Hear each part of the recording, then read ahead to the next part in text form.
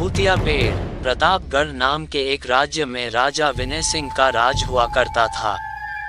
वो हमेशा अपनी प्रजा के हित में कार्य किया करते थे। वहाँ की प्रजा भी राजा से बहुत खुश रहती थी।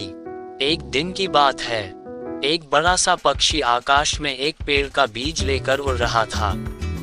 जैसे ही वह पक्षी प्रतापगढ़ राज्य पहुंचा, तो उसके मुंह से अचानक से बीज उस राज्य के बीचों बीच एक गांव में गिर गया। चूंकि वह बीज भूतिया पेड़ का था, इसलिए अगले ही दिन वो पौधा बन गया।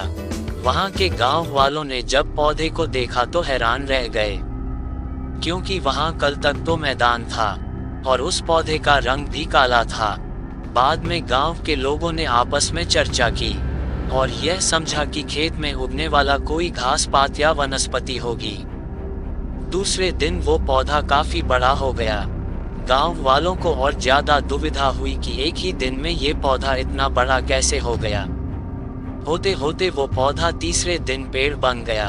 समय बीतने लगा और लोग भी तेजी से बढ़ने वाले पौधे के बारे में सोच कर परेशान हो रहे थे।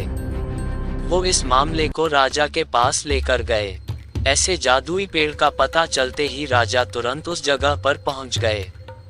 राजा को जैसे ही पता चला कि एक काले रंग का पौधा 3 दिन में पेड़ बना है, तो वो भी उस पेड़ को हैरानी से देखने लगे। वह पेड़ वाकई में काफी डरावना लग रहा था। राजा उस पेड़ के पास चौथे दिन पहुंचे थे और तब तक पेड़ और बड़ा हो चुका था। वो इतनी तेजी से फैला था कि किसी को यकीन ही नहीं हो रहा था। राजा समझ गए थे कि इस पेड़ का रंग काला है, इसमें जरूर कुछ जादू टोना होगा। इसी सोच के साथ राजा ने घोषणा कर दी कि जो भी इस पेड़ को खत्म करेगा, उसे वो इनाम के तौर पर 1000 सोने के सिक्के देंगे। यही नहीं, राजा ने यहाँ तक कहा कि पेड़ को खत्म करने वाला व्यक्ति मेरी मृत्यु के बाद मेरी राजगद्दी पाने का हकदार भी बनेगा। अब इतनी बड़ी घोषणा सुनने के बाद उस राज्य का हर कोई पेड़ खत्म करने के लिए अपना दिमाग लगाने लगा। राजा के सारे चतुर मंत्रियों ने भी तरकीब लगाई, लेकिन पेड़ को कोई भी नष्ट नहीं कर पाया। किसी ने पेड़ के आसपास आग लगवाए, तो किसी ने उस भूतिया पेड़ को हाथियों तक से खिंचवाया, लेकिन पेड़ को कुछ भी न हुआ। अब गांव के लोगों के मन में डर बैठ गया था और अब उन्हें लगा कि यह कोई आम पेड़ नहीं है, बल्कि यह एक भूतिया पेड़ है। रात को उस पेड़ के पास से अब कोई नहीं गुजरता। तभी उस गांव के एक समझदार युवक को राजा की घोषणा का पता लगा। अपने राज्य की इस समस्या को हल करने के लिए वह अपने गुरु के पास उस भूतिया पेड़ से जुड़े रहस्य को जानने के लिए पहुंच गया। गुरु जी ने अपनी ध्यान की शक्ति को एकत्र करके देखा और उससे पूछा, क्या तुम पेड़ को खत्म करना चाहते हो? समझदार युवक ने जवाब दिया, हाँ गुरुजी, मेरे गांव वाले उस पेड़ से बहुत परेशान हैं और मैं अपने गांव वालों की सहायता करना चाहता हूँ। गुरु जी ने बताया कि उसे खत्म करने का एक ही तरीका है। इसके लिए तुम्हें उस पेड़ के आसपास नमक डालना होगा, लेकिन ध्यान रहे ये काम तुम्हें राजा को अपने साथ लेकर अकेले रात को ही करना होगा। इस तरकीब के बारे में जानते ही वह युवक तेजी से राजा के पास गया और कहा कि महाराज, हमें इस पेड़ के आसपास नमक डालना होगा।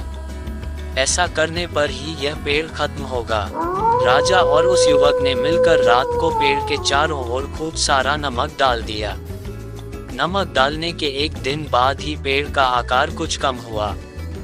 होते होते 5वें दिन तक पेड़ एकदम छोटा हो गया। उसके बाद गलकर वो गायब ही हो गया। उस युवक की तरकीब काम कर गई और राजा ने खुश होकर उसे इनाम की 1000 सोने की मोहर पहले दी। उसके बाद एक पत्र दिया जिसमें लिखा था कि वो राजा के मरने के बाद उनकी गद्दी को संभालेगा। लेकिन उस युवक ने वो इनाम खुद न लेकर अपने गांव के विकास में खर्च करने का राजा से निवेदन किया। फिर राजा ने भी उस युवक की बहादुरी और ईमानदारी से खुश होकर उसे अपने दरबार का मंत्री बना दिया और वो युवक खुश होकर अपने घर चला गया। कहानी से सीख, ऐसी कोई मुसीबत नहीं होती जिसका समाधान न किया जा सके। जरूरत है तो बस धैर्य और समझदारी की। तो दोस्तों, इस चैनल को लाइक और सब्सक्राइब जरूर करें। धन्यवाद।